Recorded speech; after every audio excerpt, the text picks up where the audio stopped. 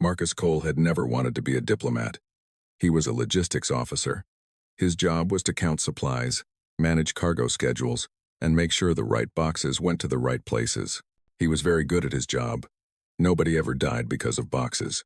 But now he stood in the grand hall of an alien palace, wearing a borrowed suit that did not fit properly. And he was quite certain he was about to die. It had started 6 hours ago. The human ambassador, a woman named Director Chen, had eaten something at a pre-dinner reception. Within minutes, she was vomiting purple liquid and being rushed to the medical bay.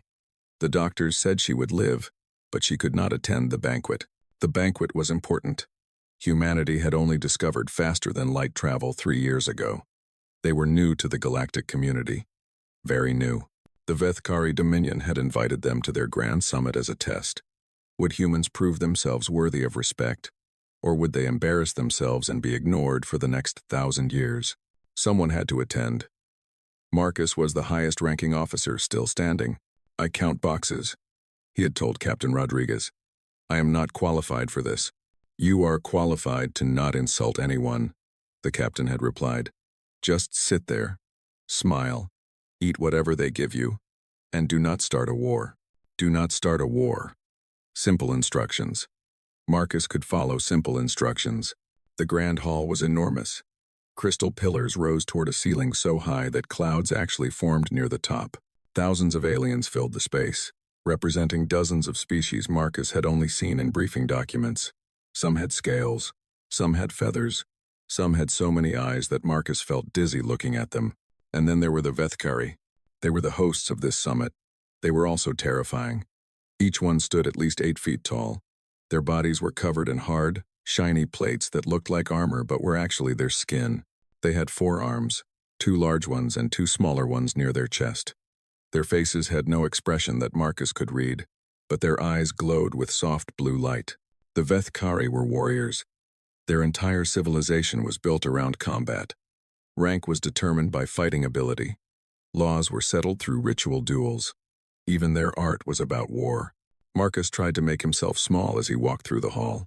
His translator device sat in his ear, turning the dozens of alien languages into English. It was working, mostly. Sometimes it made strange crackling sounds and fed him nonsense words. He needed to find a seat. Director Chen's assigned seat was somewhere near the front, at a table with other important diplomats. But Marcus could not find it. The hall was too crowded. The aliens were too tall. Everything looked the same. His translator crackled and died for a moment. When it came back, he had already walked past 3 serving stations and 2 ritual combat displays. He was lost. His feet hurt. His head hurt. He had not slept in 20 hours because of the cargo emergency that had happened before the ambassador got sick. He was hungry, tired, and very far from home. Then he saw it. An empty seat. It was on a raised platform near the center of the hall. The seat itself was beautiful, made of dark metal with golden designs carved into it. More importantly, it was empty, and it had a clear view of the main stage where the speeches would happen. Marcus did not think. He simply walked up the steps, nodded politely to the aliens nearby, and sat down. The hall went silent. Not quiet. Silent. Every conversation stopped. Every movement froze. Thousands of alien eyes turned to look at Marcus Cole, logistics officer, box counter, accidental diplomat. His translator chose this moment to die completely. Marcus smiled nervously and waved. "Hello. Nice to meet everyone." Nobody responded. The silence grew heavier. Marcus felt sweat forming on his forehead. Then he heard footsteps. Heavy footsteps. The crowd parted, and Marcus saw someone approaching the platform. She was Vethkari, but different from the others. She was slightly shorter, perhaps only 7 feet tall, but she moved with a grace that made every other being in the room look clumsy. Her armor plates were darker than the others, almost black, and they were covered in scars. Hundreds of scars. Each one, Marcus would later learn, represented an enemy she had killed in single combat. Her eyes did not glow soft blue like the others.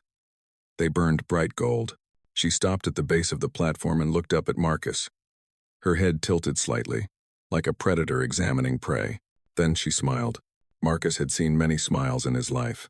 Happy smiles, polite smiles, nervous smiles, This smile was none of those things.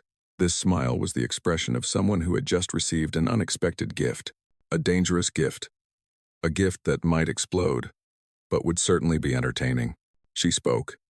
Without his translator, Marcus could not understand her words, but he understood her tone. It was amused, curious, hungry. The crowd reacted with shock. Gasps echoed through the hall. Some aliens stepped backward. Others leaned forward with sudden interest. A smaller Vethkari rushed to Marcus and pressed a new translator device into his hand. "Put this in your ear, human," the alien hissed. Quickly, Marcus obeyed. The device hummed to life. "Has claimed the throne of chosen challenge," the tall female was saying. "By our oldest laws, he has declared his intention to bond with me." How delightful. Marcus blinked. "I'm sorry. What?" "You sit in the challenge seat," the small Vethkari whispered urgently.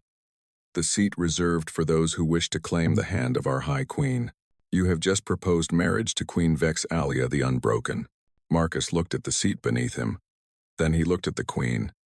Then he looked at the thousands of aliens staring at him. "I was just tired," he said weakly. "I needed to sit down." Queen Vex Alia laughed. It was not a cruel laugh. It was genuine amusement, rich and warm, and it seemed to surprise everyone in the hall as much as it surprised Marcus. "Tired," she repeated. "The human challenged me for bonding rights because he was tired." She climbed the steps of the platform until she stood directly in front of Marcus. This close, he could see the golden flecks in her eyes, the fine lines of old wounds across her face. "Do you know who I am, little human?" "I'm learning," Marcus said. "I am Vex Alia the Unbroken. I have fought in 37 wars. I have killed 847 challengers in single combat. No one has ever defeated me." She leaned closer.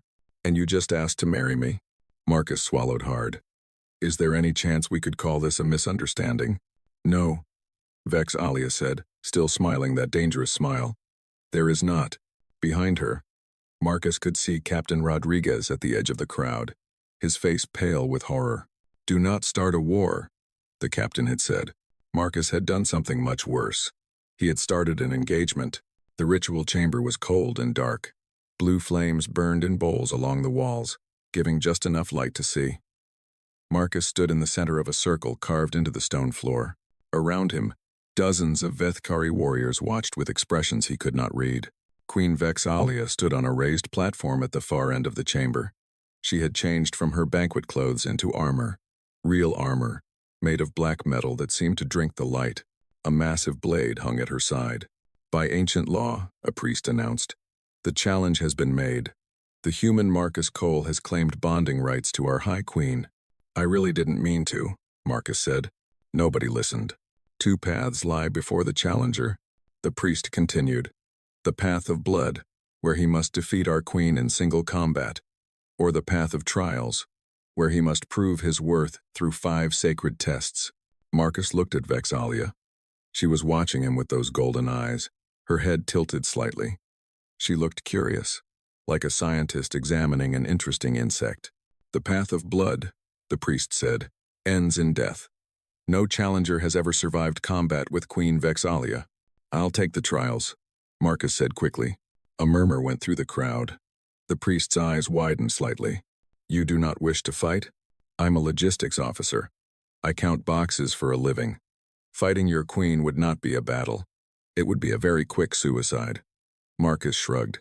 "I prefer to live." Vex Alia made a sound that might have been a laugh. She stepped down from her platform and walked toward Marcus.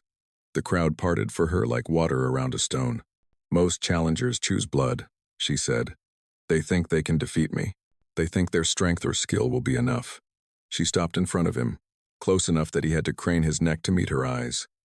"You do not think this. I've seen your record. 847 kills. I'm good at math. The math says I would die. And yet you do not seem afraid." Marcus thought about this. She was right. He should be terrified.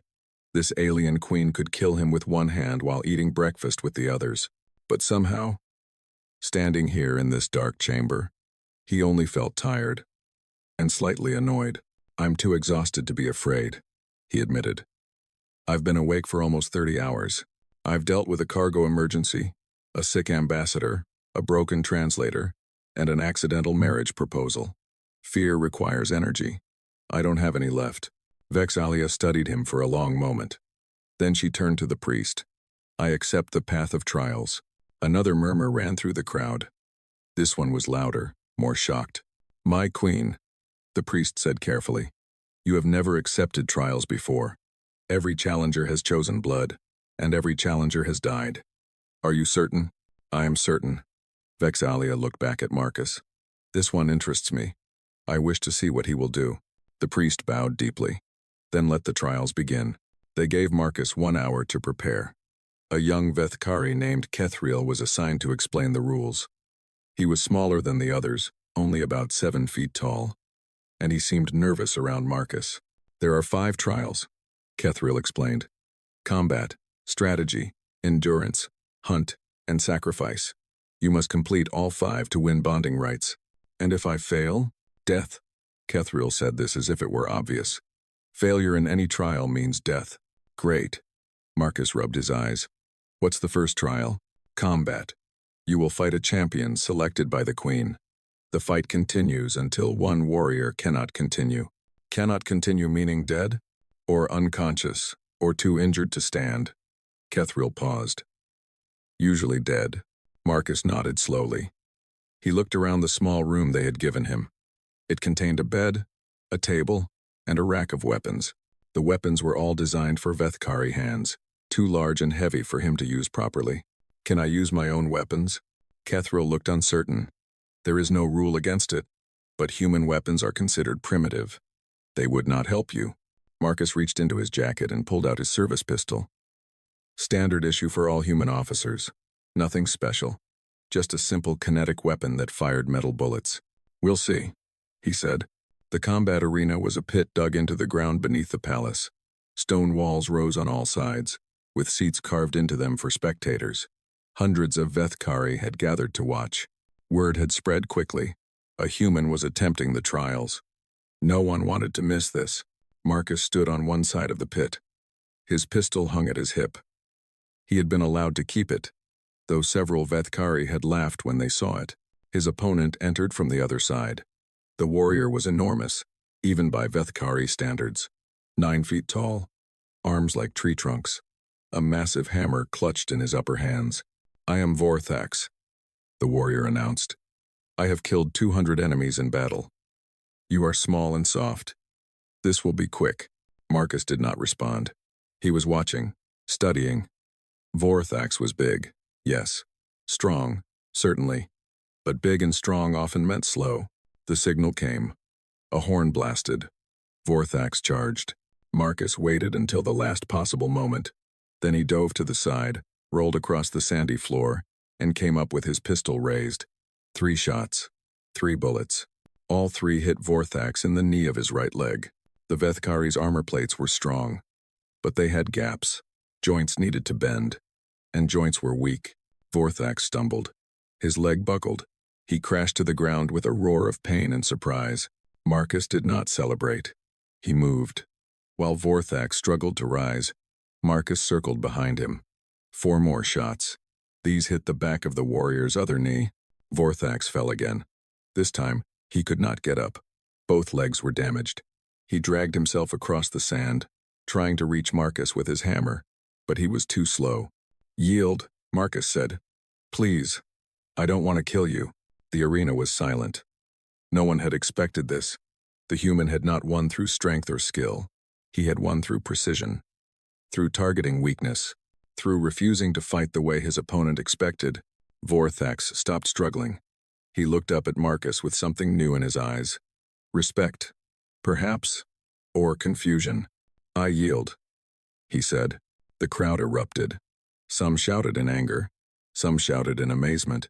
But Queen Vex'ahlia, watching from her throne above the arena, simply smiled. 1 trial complete, she announced. 4 remain. Her golden eyes found Marcus in the pit below. Perhaps you are more interesting than I thought, little human. Marcus holstered his pistol. His hands were shaking. The exhaustion was still there, pressing down on him like a weight. But underneath it, he felt something else. Hope. Small and fragile, but real. He had survived the first trial. Maybe, just maybe, he could survive the rest.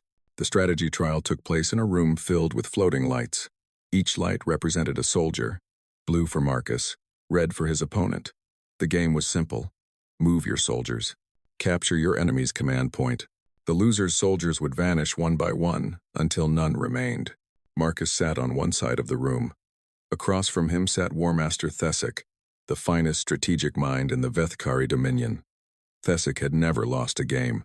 He had planned 17 military campaigns. All 17 had ended in total victory. This trial tests the mind, the priest explained. You must defeat the War Master to proceed. Marcus looked at the floating lights. There were hundreds of them. The patterns were complex. This was not a game he could win through tricks or surprises. This required actual strategy. Thesic made the first move. His soldiers advanced in perfect formation. Classic Vethkari tactics. Overwhelming force applied with precision. Marcus studied the board. He could not match Thesic's knowledge. The War Master had spent centuries studying combat. Marcus had spent his career studying supply chains and delivery schedules. But supply chains had taught him something important. Sometimes the obvious path was not the best path. Sometimes you had to think differently. He made his move. Instead of advancing his soldiers, he pulled them back. He grouped them together in a tight formation around a single unit. Thesic tilted his head. You retreat? On the first move? I'm preparing. For what? Marcus did not answer. He watched as Thesic advanced. The War Master's soldiers swept across the board, capturing territory, surrounding Marcus's small group. It looked like certain defeat. Several spectators whispered that the human had given up, but Marcus was not giving up. He was waiting. Thesic pushed harder. His soldiers closed in from all sides. Marcus's formation shrank and shrank. Soon, he had only a dozen soldiers left, all clustered around that single protected unit. Surrender, Thesic said. You cannot win. Your forces are too few. Are they? Marcus touched a control. His protected unit, the one he had guarded so carefully, suddenly moved. It slipped through a tiny gap in Thesic's formation, a gap that only existed because Thesic had committed all his forces to the surrounding attack. The unit raced across the open board. No soldiers stood in its way. They were all behind it, trapped by their own encirclement. The unit reached the enemy command point. It captured it. The game ended. Thesic stared at the board. His soldiers were still there, hundreds of them, but they had lost. One single unit had defeated his entire army. That is not possible, he said slowly. No logical commander would sacrifice everything for one soldier. Quote, On Earth, Marcus replied, we have a saying, never underestimate the underdog. Sometimes the one everyone ignores is the one who wins. Queen Vexalia watched from her seat above the game room. That strange smile was back on her face. Fascinating, she murmured. The endurance trial came next. Marcus was taken to a chamber filled with obstacles. Climbing walls, pits of cold water, fields of sharp stones. He had to cross the entire chamber within a time limit, while carrying a heavy pack on his back. This trial was designed for Vethkari. Their bodies were built for punishment. Their armor plates protected them from cuts and bruises. Their forearms helped them climb. Their legs could run for days without tiring. Marcus had none of these advantages. He was human, soft, fragile, limited. He started the trial anyway. The climbing wall came first. His fingers bled within minutes. The stone was rough, designed to grip Vethkari plates, not human skin. He fell twice. The second time, he felt something crack in his chest. A rib, maybe. He kept climbing. The water pit was worse. The cold shocked his system. His muscles cramped. His lungs burned. He swam slowly, awkwardly, his body screaming for rest. A Vethkari could have crossed in seconds. It took Marcus 5 minutes. The field of stones cut his feet. His boots were not strong enough. Blood marked his path across the chamber. Each step was agony. He stopped thinking about the pain. He stopped thinking about anything except the next step. And the next. And the next.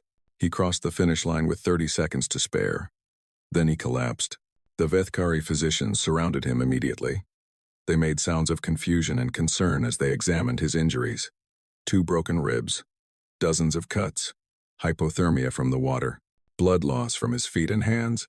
He should have stopped, one physician said. Any sane being would have stopped. He kept going, another replied. His body was failing, and he kept going. How is this possible? Queen Vex'Alia approached the medical area. The physician stepped aside immediately, bowing as she passed. She stood over Marcus's broken body, studying him with those golden eyes. Why? She asked. Why did you continue? You could have yielded. The trial would have ended. You would have died quickly, without pain. Marcus looked up at her. His vision was blurry. Everything hurt, but he managed a weak smile. Humans don't quit, he said. It's kind of our thing. We're too stubborn. Stubbornness is not strength. Maybe not. But it keeps us moving when everything says we should stop. He coughed, and blood spotted his lips. We're from Earth. Do you know about Earth? I have read reports. A death world.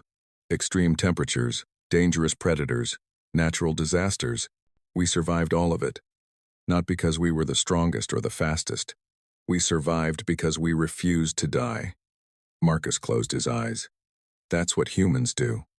We refuse. Vex'Alia was quiet for a long moment. When she spoke again, her voice was softer than before, almost gentle. Rest now, little human. The hunt trial comes tomorrow. You will need your strength. Is that concern I hear? Marcus mumbled. Careful. People might think you like me. He passed out before he could hear her response. But the physicians nearby would later swear that Queen Vex'Alia, the Unbroken, the deadliest warrior in Vethkari history, actually laughed. Not a cruel laugh. Not an amused laugh. A surprised laugh. The laugh of someone who had just discovered something wonderful and unexpected. The laugh of someone who was starting to hope. The hunt trial took place in a massive preserve beneath the palace. Underground forests stretched for miles, filled with creatures bred specifically for Vethkari warriors to test themselves against. Marcus was given 3 days to track, find, and subdue a creature called a Vex'noth. It is a perfect predator, Kethril explained as they stood at the preserve entrance. 6 legs, armored hide, claws that can cut through metal. It hunts by heat and sound. No challenger has ever captured one alive. How do they usually defeat it? They kill it. After many hours of combat and usually severe injuries. Kethril hesitated. My queen ordered the largest one for your trial. It has killed 4 Vethkari warriors already. Marcus nodded slowly. His body still ached from the endurance trial. The physicians had healed what they could, but he was far from full strength. Fighting a deadly predator was not going to work, so he would not fight. He entered the preserve with only his pistol, his multi-tool, and a bag of supplies. The forest closed around him immediately. Strange trees with glowing bark, thick undergrowth that grabbed at his legs, sounds in the darkness that he could not identify. For the first day, Marcus did not hunt. He observed. He found high ground and watched the forest below. He studied the movements of smaller creatures. He noted which areas they avoided. He mapped the territory in his mind. On the second day, he found the Vex'noth's tracks. The creature was huge. Its footprints were deeper than his whole arm. He followed the tracks carefully, staying downwind. Moving slowly, he found its den near the end of the day. A cave in a rocky hillside. Bones littered the entrance. The smell of old death hung in the air. Marcus did not approach. Instead, he made camp nearby and waited. Night fell. The Vex'noth emerged from its cave to hunt. Marcus watched it move through the darkness. It was terrifying. Beautiful. A perfect killing machine shaped by millions of years of evolution. But it was also an animal. Animals had needs. Animals had patterns. Animals could be understood. Marcus spent the rest of the night studying. By dawn, he had learned several things. The Vex'noth hunted at night and slept during the day. It ate large prey but seemed to prefer a specific type of underground creature. It moved in a regular pattern, circling its territory to check for intruders. On the third day, Marcus put his plan into action. He caught several of the underground creatures the Vex'noth preferred. He brought them back to the area near the cave. Then he sat down, placed the creatures in front of him, and waited. The Vexnoth smelled the food. It emerged from its cave slowly, suspicious, its 6 eyes fixed on Marcus. Its claws extended. Marcus did not move. He did not reach for his weapon. He simply sat there, calm and still, offering the food. The creature approached. It sniffed the air. It growled low in its throat. Marcus waited. Minutes passed. The Vexnoth circled him several times. Each time, Marcus remained still. Each time, he showed no fear, no aggression. He was not prey. He was not a threat. He was simply there, offering a gift. Finally, the creature took the food. It ate while watching Marcus. Then it settled down nearby, still watching, still suspicious, but no longer hostile. Marcus smiled. He spent the rest of the day sitting with the creature. He brought it more food. He spoke to it in a soft voice. He made no sudden movements. By evening, the Vexnoth allowed him to touch its armored hide. By night, it followed him when he walked. He returned to the preserve entrance with the creature at his side like a loyal hound. The trial masters could not believe what they were seeing. The most dangerous predator in the preserve was following a human like a pet dog.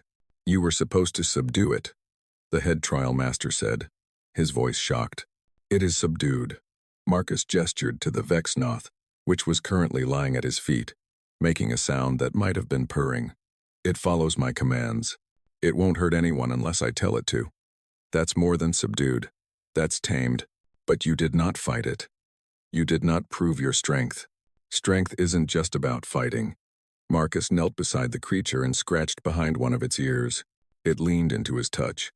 Sometimes strength is about understanding, about patience, about finding a way forward that doesn't require violence. The trial masters argued among themselves. This was unprecedented. No one had ever completed the hunt trial this way. Some said Marcus should be disqualified. Others pointed out that the rules only required him to subdue the creature. They said nothing about how. Queen Vexalia ended the debate. The human has completed the trial, she announced. The creature obeys him. That is enough. Later that night, Marcus was summoned to the queen's private chambers. He went alone, leaving his new animal companion in the care of confused Vethkari handlers. Vexalia was waiting for him on a balcony overlooking the palace grounds. She had removed her armor. Without it, she looked different, smaller, somehow, though she still towered over him. More vulnerable. 4 trials complete, she said. 1 remains. The trial of sacrifice. Yes. She turned to face him. You continue to surprise me, Marcus Cole. You fight without fighting.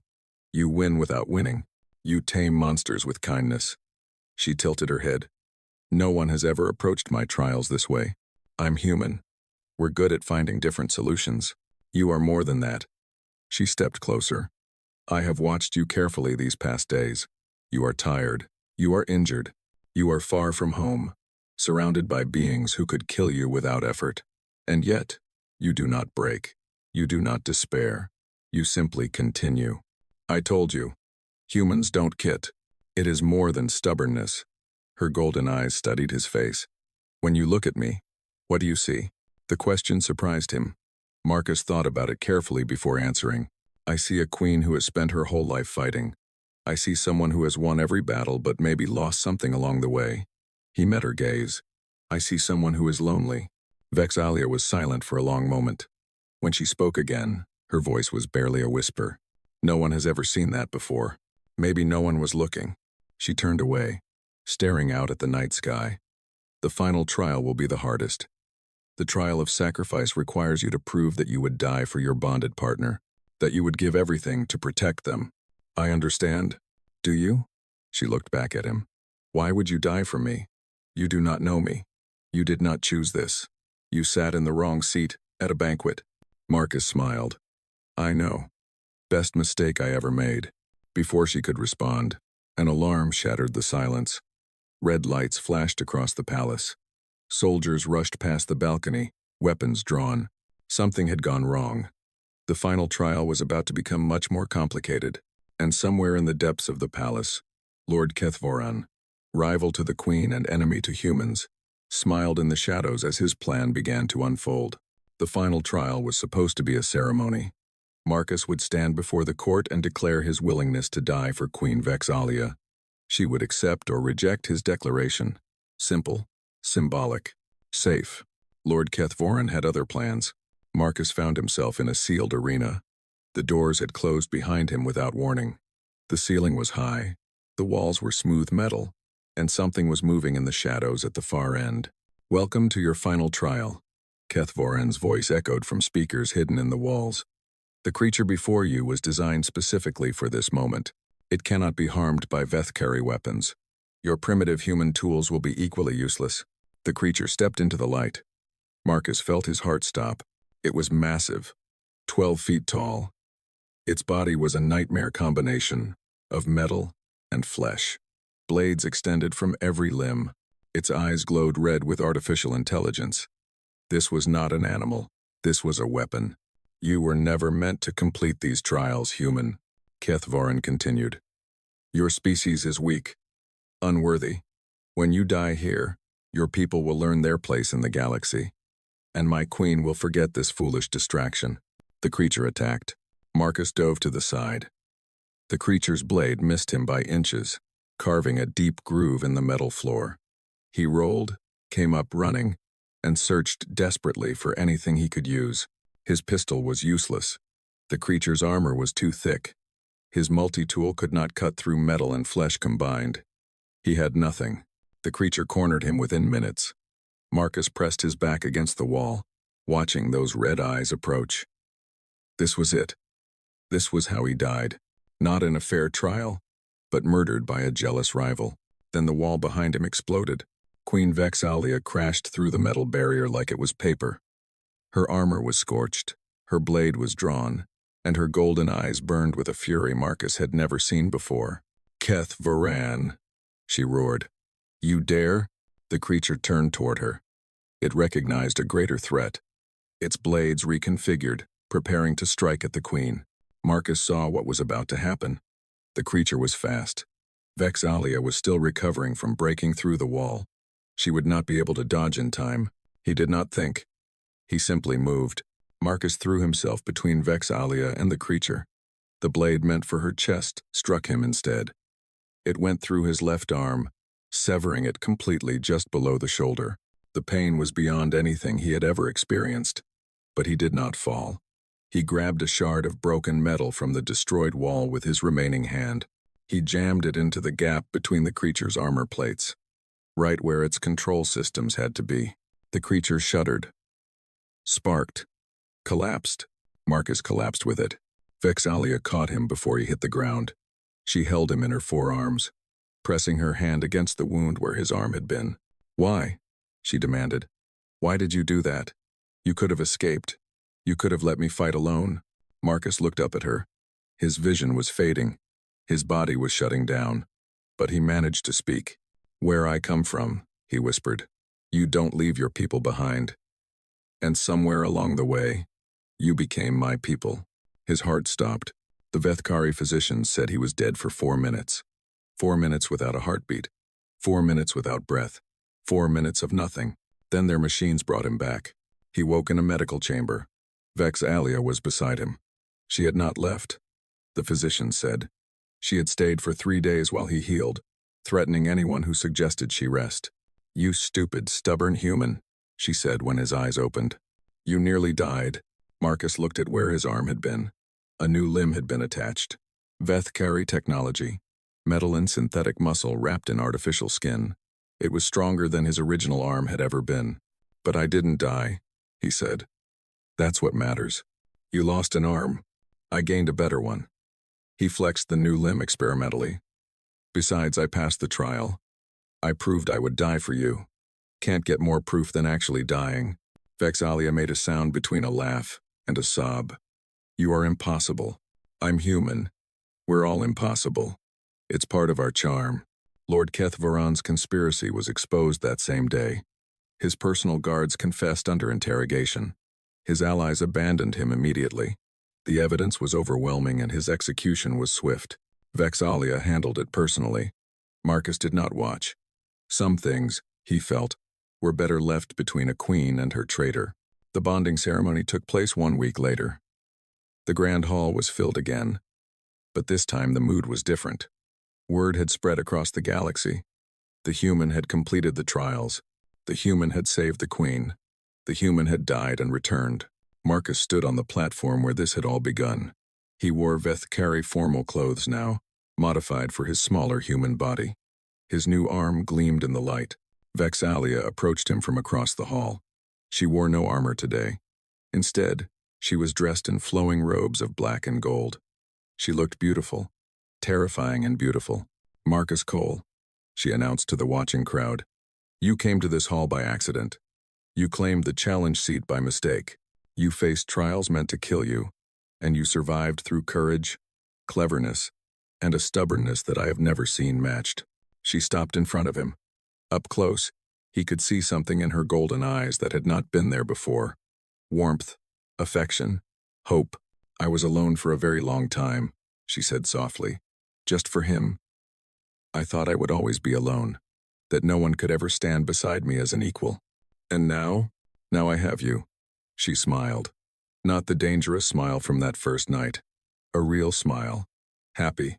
My impossible human. The bonding ritual was completed. Words were spoken. Symbols were exchanged.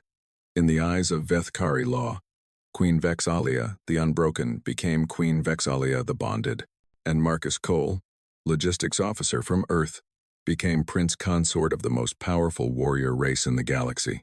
The celebration lasted for 3 days. Aliens from dozens of species came to pay their respects. Humanity's reputation changed overnight. They were no longer the primitive newcomers. They were the species that had produced a prince. Captain Rodriguez found Marcus on the second day of celebration. The captain looked tired but happy. I told you not to start a war, Rodriguez said. I didn't. I started a marriage. Completely different. You also made humanity the most talked about species in the galaxy. Every news network is covering this. Earth's leaders don't know whether to give you a medal or court-martial you. Marcus laughed. Tell them I'm sorry.